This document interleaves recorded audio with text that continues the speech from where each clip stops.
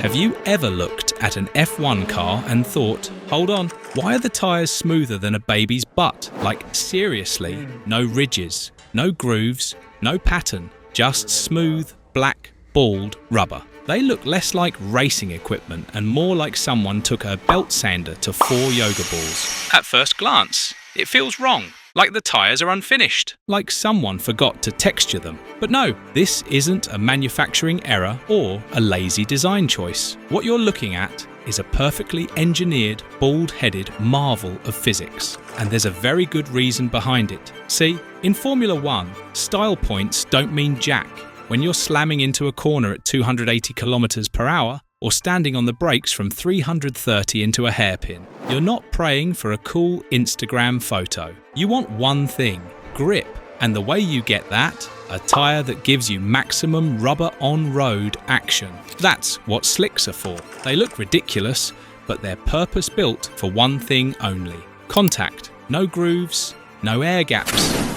Just uninterrupted rubber, meeting the asphalt like it owes it money. But it wasn't always like this. Back in the 1950s and 60s, tyres looked more like something you'd see on a motorbike than on the fastest cars in the world. They were narrow, tall, and heavily treaded, less racing weapon and more wheelbarrow in a thunderstorm. They weren't made to grip, they were made to survive. Getting to the finish line without your tyre exploding? That was considered a good day. The rubber compounds were rock hard, the sidewalls built like medieval armour. And if it started raining, well, good luck.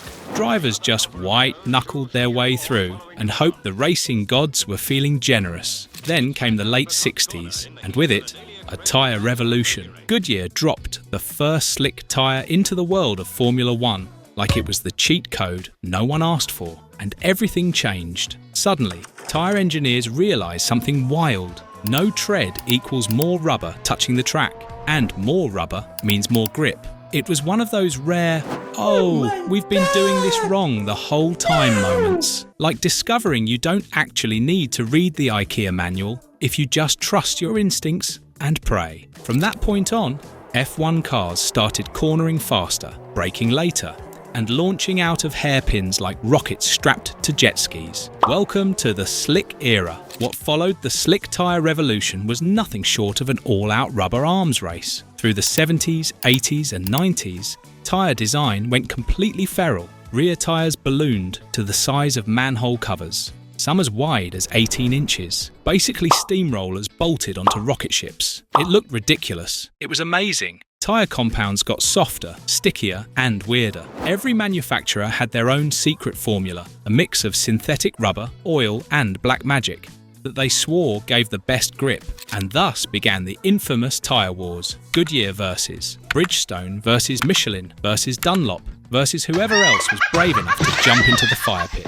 But this wasn't just about branding. These tyres mattered. Some would last an entire race distance. Others would give you god-tier grip for 5 laps, then disintegrate like a paper towel in the rain. You could win a Grand Prix just by picking the right rubber, or lose one by watching your tyres fall apart like bad life choices. It was chaos, beautiful, high-octane chaos. And then Formula 1 said, okay, fun's over. Don't do this. In 2007, the sport shifted to a single tyre supplier. First Bridgestone. Then, since 2011, it's been Pirelli. Why? Cost control, level playing field, fewer teams crying in post-race interviews because their tyres melted into soup. Along with that came standardised compounds, strict regulations, and a lot more control. No more tyre wars, no more secret sauce. But through all that change, one thing remained. Slicks still reign supreme. Because when the track is dry, nothing beats a clean, smooth, treadless tyre glued to the asphalt. Slick equals surface area. Surface area equals grip. Grip equals lap time. It's not rocket science. Well, actually, it kind of is. But here's the thing with slicks. They're not miracle workers. They're divas. High maintenance, moody, temperature-sensitive drama queens. And if you don't treat them exactly right, they'll ghost you without warning. Slick tyres operate in a tiny performance window. Too cold? No grip. Too hot? The rubber turns into pudding. But in return, they give you cornering forces that mess with the laws of physics. Drivers pulling 5Gs in a chicane like it's just another Tuesday? That's the slicks, baby. When they're happy, they're magical. Now, add water. Suddenly, these perfect tyres become completely useless. A slick tyre on a wet track is like trying to sprint in socks across a freshly mopped floor. Because without grooves, slicks can't push water out of the way. So they float, literally. A layer of water slides between the tyre and the asphalt and poof, you're aquaplaning. No control, no braking, no idea where the car's going. Imagine that happening at 280 kilometers per hour. That's why the second it rains, teams ditch the slicks and slap on intermediates or full wets. These bad boys are designed to chew through water like a blender on overdrive. How powerful are they? A full wet tyre can eject 85 litres of water per second. That's 340 litres per second across all 4 tyres. Enough to fill a kiddie pool every few seconds while going flat out. And when you see onboard footage in the rain, spray everywhere, red blinking lights, drivers basically driving blind, it becomes very clear. Slicks are speed weapons, but wet tyres, they're life preservers. Alright, so we've established that slicks are the kings of dry grip, but there's still one massive catch. They don't last. F1 tyres are like high-performance athletes on espresso and zero sleep. Intense, precise, and absolutely ready to fall apart at any moment. Let's talk lifespan. A soft compound slick, the grippiest rubber you can get, might only last 15 to 20 laps at high degradation tracks like Barcelona or Silverstone. That's just over 100 kilometers before they're toast. Why? Because they're made of insanely soft rubber. So soft that under the heat and downforce of an F1 car, the tyres literally start tearing themselves apart. F1 tyres are built for peak performance. You want longevity? Go buy a Prius.